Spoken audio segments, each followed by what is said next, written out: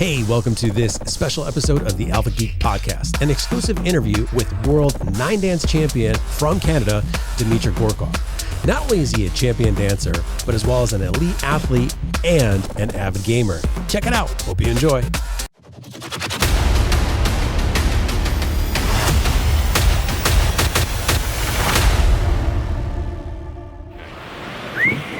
Nice. That's like a commercial, right?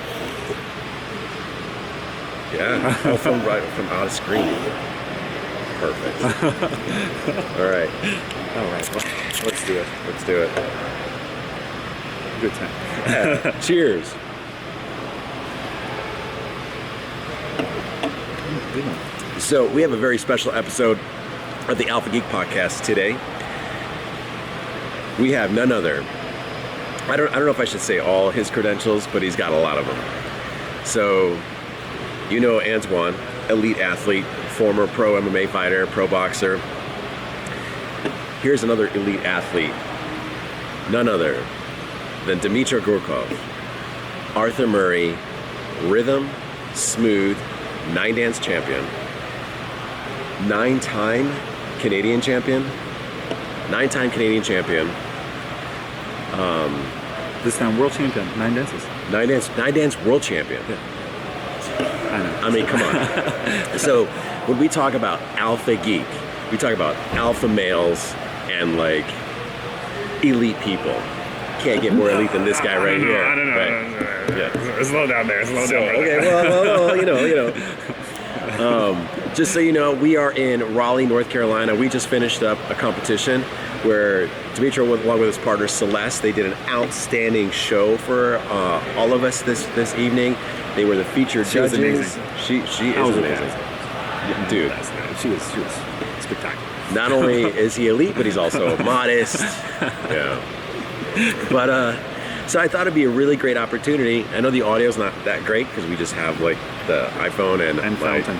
And then Fountain, yeah. We just wanted to set the ambiance. Yeah. So it's a nice ambiance. But we're having some brewski beers and just wanted to get together with them and just kind of talk about some outside of. Okay, so first let's start with your dancing background. So where are you originally from? Well, I'm trying not to advertise it too much, but I'm actually from Asia. So I started to dance in. Oh, look at this! Look at this guy! Look at this guy! Yeah. Did you do a walk behind the camera and? No, I didn't. Once I saw that. Yeah. Right, there. Yeah. So, but anyhow, yeah, I started there, and actually, my first teacher told me you'll never be a dancer. Seriously? Yeah. He was like, no, try guitar. Oh. Yeah. And I came from family because like my dad is military and my mom is, engineer. Nothing about dancing. Wow. And so, they were always talking about boxing. They're always talking about gymnastics or swimming or something like that. But you know what? Once I saw people dancing, ballroom dancing somewhere, I don't remember where. It's like, that's what I want to do. Wow. And my mom was like, okay, well, let's bring him there. It will help him to speak with girls. Yeah. Yeah, I know. My mom was like, she's like, all right, you're going to have a problem, so let's figure it out. So, went there, and I loved it right away. It was my choice. It was like right away my choice. Okay. But because you see, in Asia,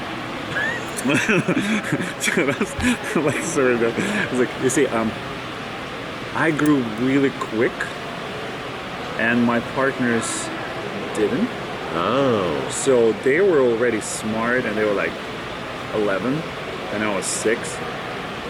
So, yeah, huge difference there. Oh, wow, okay. Girls at 11, and yeah. Yeah, wow. Yeah, so grow as in height. So you were tall. Yeah, I was at tall. 6. Yeah. Okay. And and my partner was. Okay. And so we danced the first competition, totally blew it. Terrible. Wow. Imagine your worst. That was 3 times worse. Oh, jeez. Yeah. So we didn't do well, and and then the teacher told me maybe try guitar. You have a good ear for it. Wow. Music. And that was a turning point, actually, a pivoting point, because you know what? My dad, who never believed in dancing, said, let's prove that guy. Let's prove that guy that he's wrong. Yeah. Do you want to dance? I'm like, yeah. And I was like, do you like boxing? He's like, no. I don't like to be punched in the face. Yeah. I was like, do you like that? Yeah. So, do you think any boxer, any fighter likes being punched in the face? Maybe we'll come back to that. Well, maybe we'll come back to that one. I'm like, hey, listen, there's a MMA fighters who's like, why are they doing it? I don't know. I was like, bro, you're going against like machine. You're gonna be killed. But money, I guess. Yeah, like, for sure. It's like Diaz, right? Oh man, Nate Diaz. I'm like, brother, stop it. Yeah. It hurts. I mean, great guy. I mean, don't wanna any beef with you, bro. You good. You're very, very good, but oof. Yeah, once you open it up with the Diaz brothers, they don't stop. Yeah, they don't stop. I was like, no, nothing. I'm a dancer. Yeah. I do box sometimes. So Yeah, I do. Yeah. So recently, I just learned that you were so a round 3 boxer. So he is a sparring partner. Yeah. Like, what is that? What is that like? Well, they just put me with the guy, and they said like, my style is very interesting, so they want to kind of like put this guy against me, and he didn't have a sparring partner, and they put me, and they're like, oh, let's just try it. Yeah. And it's kind of going right. I don't know where it's going right now. Okay. But it's going to be interesting, and so right now, February 1st, actually, they're inviting me again, so we'll see how it's going to go. Yeah. So how long have you been doing? So when you say not very long, how long have you been? Like a year. A year, okay. All right. Yeah. Okay. Yeah, no. Wow. Okay, so let's go back to dancing, and then your teacher said go to the guitar. Did you ever try the guitar? No. You didn't? Yeah, well, actually he said guitar or saxophone. Oh. And I was like, I don't like that. Yeah. He said, no offense again. I feel like I'm offending like half the population there. So probably not the best person to take an interview with, but I don't know. It's just, for me, it was dancing. I like music. I like to dance with women. I like this whole thing, just the whole 9 yards was great. Yeah. Punched in the face by faster, stronger dude, not so much. Chlorine. And let's face it, I came from Ukraine at the end, and cold water showers at you know how it goes, right? It's just like but so dancing was just grab me, just rub me and throw me in a suitcase and then into a car and brought me into the forest, and I was kidnapped. I never found my way out. Yeah. So what's the kidnap face look like again? What's that? I actually was so today. So I'm like, okay, we can't talk about that. This is terrible. All right, so now your training when it came to the dancing, like you didn't go to just some school like a social dance school. It was you're gonna train to be a dancer. Yeah. Actually, first time so in Asia structure of dancing, they do a very minimum amount of moves, and they perfect them to almost like perfection. So we're talking about if you're not familiar with ballroom or dancing in general, let's say with boxing, right? Let's say you have 3-5 combinations, and that's all what you do. Yeah. Until you perfect it, until you're super good with that, until your footwork is great, until everything just those 5 combinations, that's it. Yeah. And when I came to Ukraine, I was blown away. They're like, I remember my first actual lesson was I came there and there was a group class and everybody's practicing. I was like, what? They doing splits? I was like, man. Grabbing girl, turning her, flipping around. It's like your experience to go to salsa club or something. I was like, what is happening here? Yeah. I was blown away. But you know what? All those tricks and everything you can learn it really quick if you have a good base. Yeah. Just same as in every type of sport, right? So if you have a good base, if you know how to do it slowly and good, just the basic moves, then you can perfect them faster. Yeah. And like a good 3-5, so. Yeah.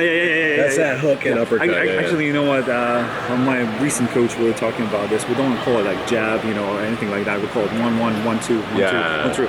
Hey, Logan, you there? Hey. You good. You. Hey, fans of Alpha Geek Podcast, if you live in the Hampton Roads area and you want to try something new and different, and ballroom dancing or Latin dancing is one of those things, feel free to look us up at cutterug.net. We're the Arthur Murray Dance Studio here in Virginia Beach. We specialize in teaching anything partner dancing from country western to traditional ballroom dances, Latin dancing, as well as if you're getting ready for a wedding, check us out. Once again, cutterug.net. We are the Arthur Murray Dance Studio of Virginia Beach, Virginia. You're good. You're good, brother.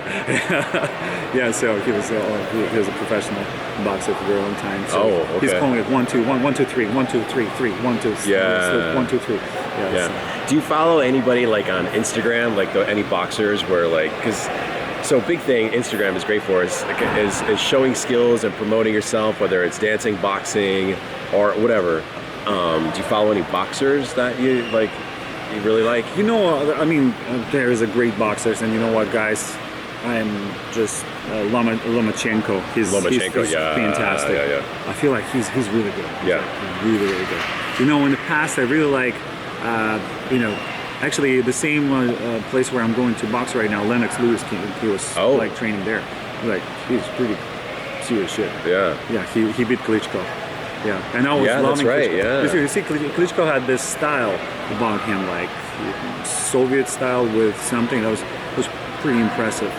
Long arms and everything. And actually, Klitschko, Google that and check this out. He did kickboxing before he did boxing.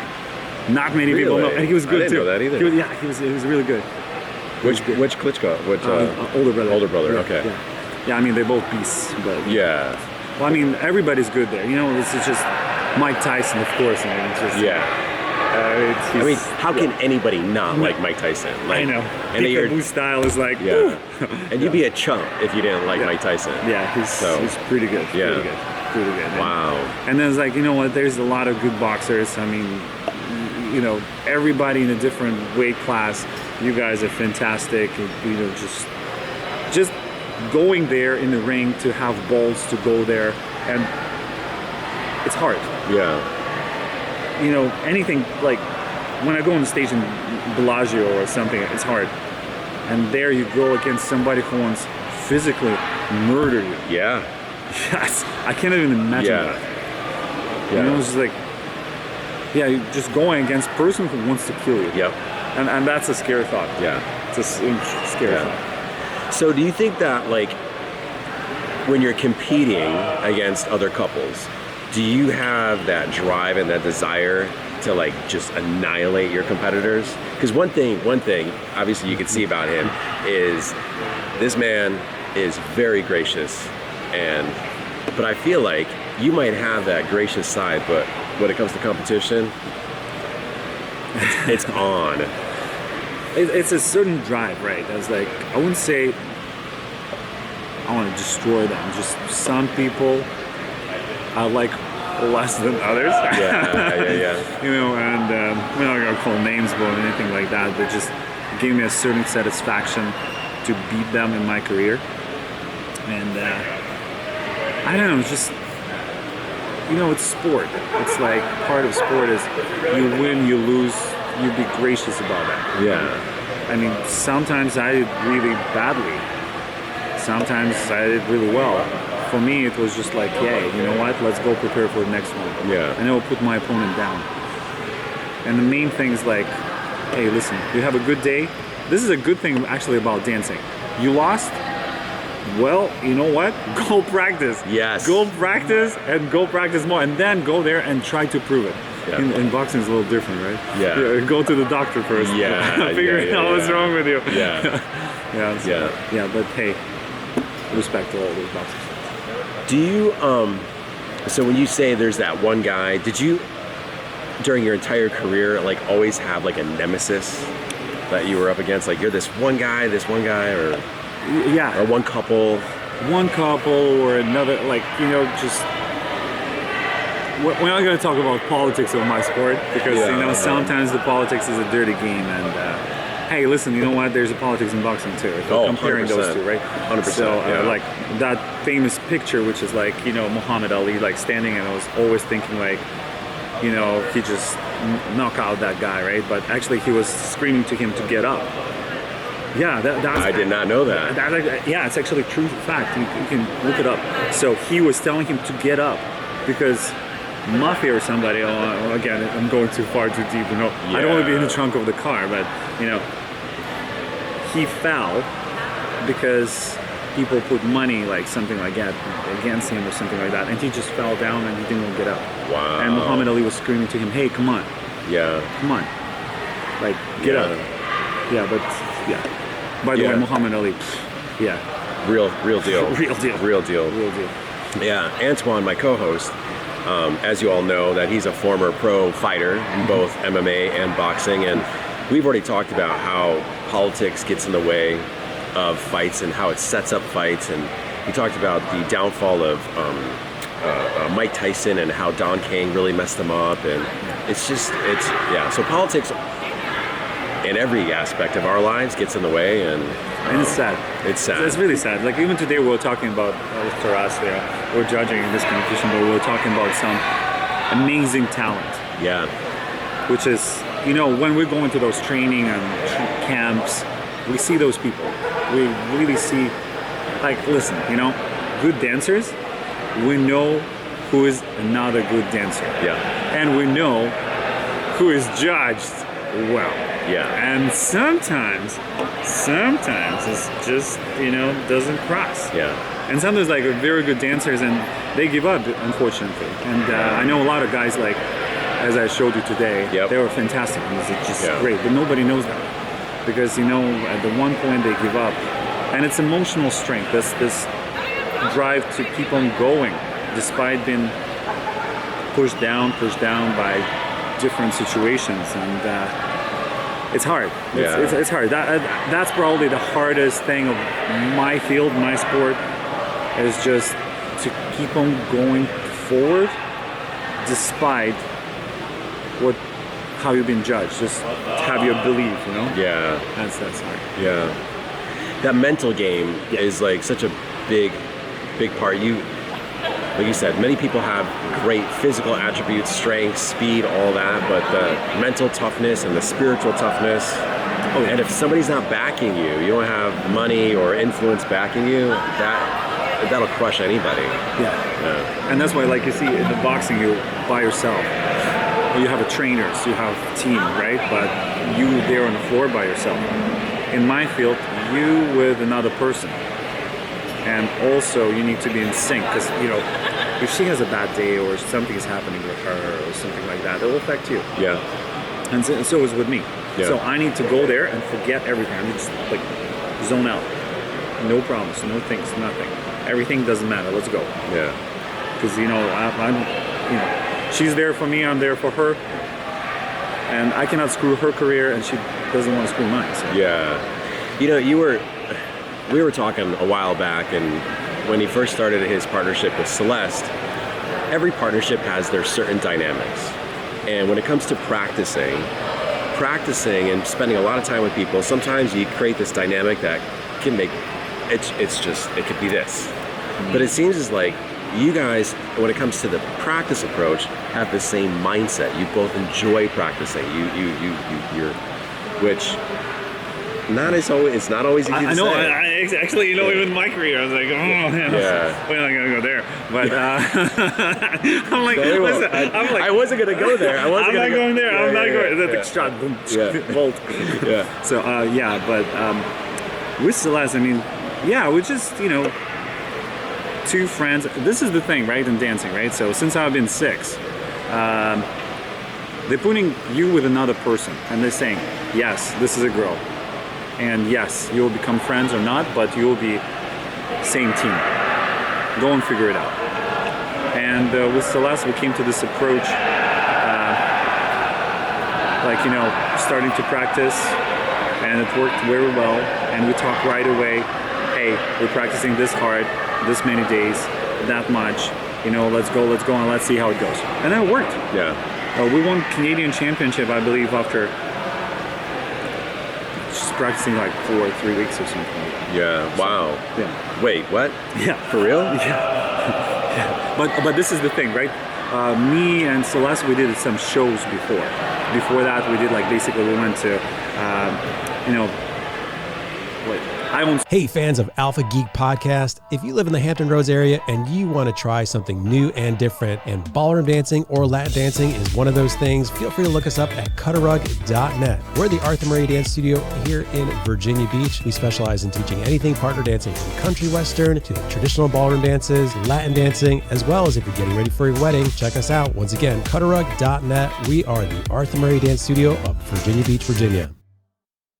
Studios, right? So, and when people invite us to do shows, it's for free, right? So basically promote studio. Yeah. Or let's say we did like dancing with our local stars, Right. or we go like, or, charity function, or this, something like local. And we did 1 routine, 2 routines, 3 routines, 4 routines, and we noticed that, you know what? Damn, that works. Yeah.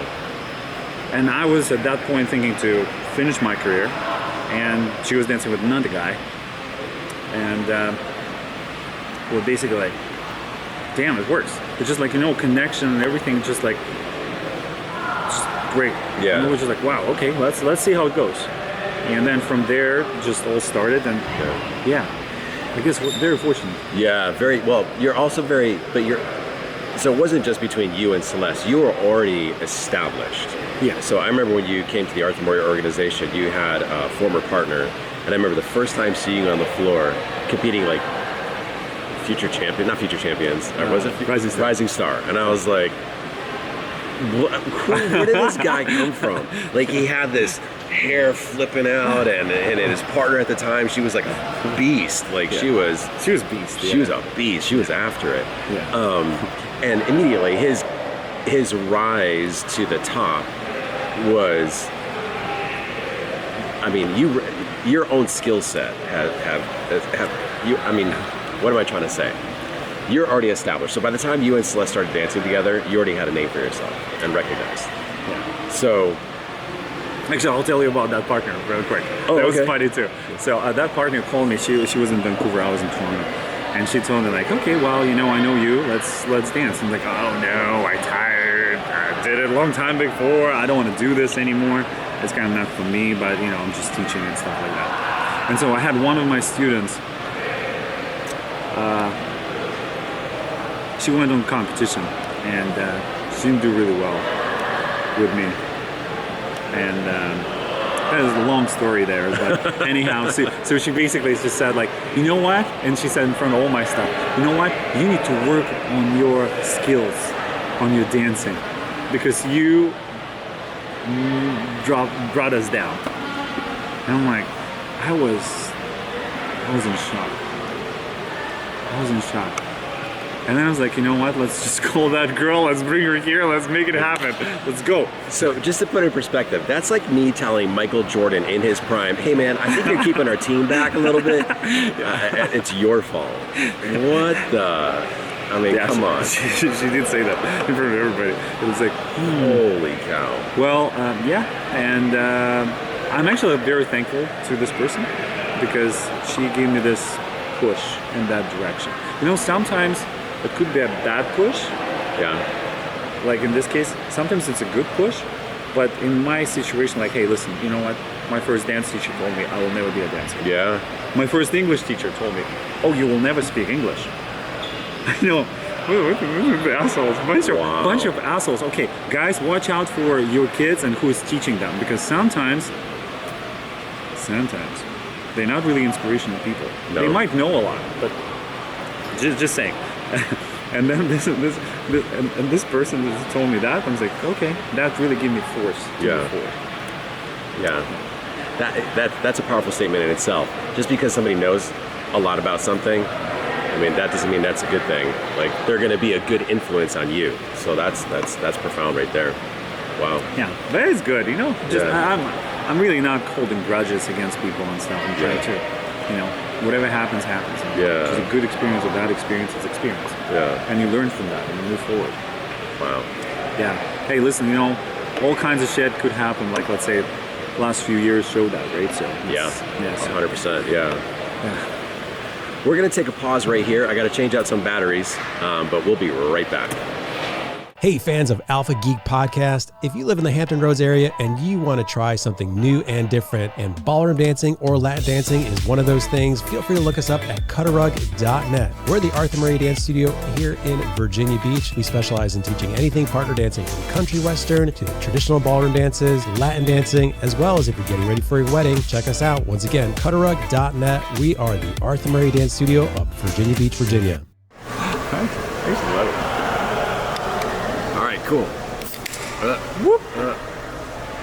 We are back. All right, so I wasn't fully prepared for a full-on interview like this, but I'm gonna be able to see him again. I think in New York at World-A-Rama. Oh yeah, that'd be kind of cool to do it there too. Yeah, he'll probably be busy. I don't know, but we'll see. But we kind of left off. Well, one of the things I wanted to touch base with you on, outside of all your amazing accomplishments. Side note, this guy. His family is a bunch of champions because his brother is a world-class Muay Thai fighter. He's really good. Like, I am just an amateur. Yeah. All the time my family is like proud of me. But now I changed that. So you can change that too. You did that. You did, yeah, in a big way. You can change that too. Yeah. Yes, you can always change it. But so just going into like I want to kind of nerd out a little bit. Gaming. Okay. Let's talk about some gaming. Yeah. Okay. All right. Ooh. Call of Duty? Oh, absolutely. Yes or no? Yeah. Oh, okay. Yes. All right. Warzone, pretty good. But bring Verdansk back. Come on, guys. Rebirth Island and Verdansk. Like, what the hell? Like, I mean, they tried something like that. What was that? Caldera? Terrible. Yeah. I mean, honestly, please comment somebody. Do you really like that Caldera thing, or? You know, what do you think about it? Yeah. Not really into it. So, what's your favorite map then? Verdansk. Verdansk, okay. Actually, they did right now some new changes and feels better. For me, you know, this is the thing. For me, coming from Ukraine, Verdansk felt like Ukraine. Oh my gosh, okay. When we're kids, kids in America, you guys have like farms for kids, like going to the kinder places, like, I don't know, just like IHOP, like jumping things, all of that kind of stuff. We had construction site. And stepping on rusty nails, like that's it. You won a trip to the doctor, or we were going. You get a tetanus shot. Congratulations. Or let's say garages, we're running around garages. So many things happen around those garages. Hitting each other, I don't know, just first time stealing a car. It's like, actually, my friend had the car. It was like a terrible car. They're old. We're stealing it from grandfather, and always like doing circles on soccer fields and stuff like that, running away from police and stuff. Yeah, it was fun. But then when we smash it once or a couple times, then we're going around and looking for parts, just kind of like put it together. Yeah, those garages, like, it reminds you about your childhood. Yeah, and we have a dam in our city too, so those, yeah. But now it's like Caldera is really hard for me. A new one too. It's like somewhere like in the Middle East, right? So yeah, it's really hard for me to relate. Yeah. Wow, that's crazy. I would have never thought about Call of Duty as like maps being something to relate. Brings you back to your childhood. That's right. That's like a whole other thing, man. That's like this is fun. It's like actually this is so much fun, and actually they changed a lot of things right now, so I like it. But before, those in Caldera, those planes, they were terrible. To maneuver down was terrible. Yeah. And then those Krampus was stupid. I was like, sorry, maybe some of you like it. I'm like, I thought it was stupid. But Verdansk was great. Listen, we were playing Counter-Strike, the same freaking maps for like 10 years. Yeah.